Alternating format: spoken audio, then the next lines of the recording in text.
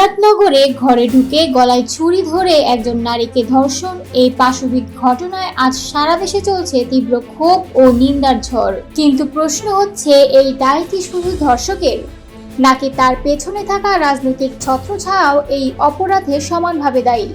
বিভিন্ন সময়ে যারা এমন অপরাধীদের আশ্রয় প্রশ্রয় দিয়েছে, পুনর্বাসন করেছে, ক্ষমতায় বসিয়েছে, তাদের হাতেও লেগে আছে এই নারকীয় ঘটনার রক্ত। সাধারণ মানুষ আজ মুখে মুখে বলছে দেশ বদলেছে ঠিকই, কিন্তু মুরাদনগর যেন আরো বেশি দখলে চলে গেছে একদল ভয়ঙ্কর মাফিয়ার। এই ঘটনার পর সামাজিক দায়বদ্ধতা থেকে প্রতিক্রিয়া জানিয়েছেন উপদেষ্টা আসিফ মাহমুদ।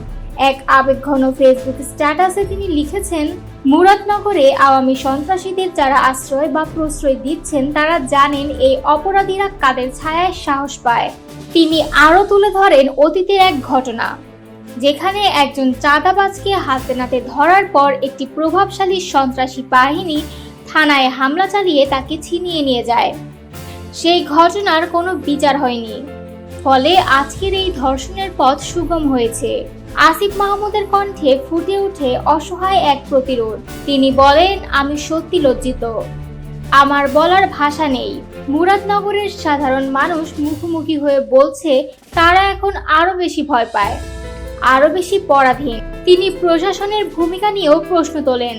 প্রশাসন চেষ্টা করছে ধর্ষকদের ধরতে, কজন গ্রেপ্তারও হয়েছে, কিন্তু যারা তাদের ছায়া দেয়, যারা তাদের রক্ষা করে, যদি তারা ধরা না পড়ে, বিচার না হয়, তাহলে সামনে অপেক্ষা করছে আরো ভয়াবহ এক বাস্তবতা।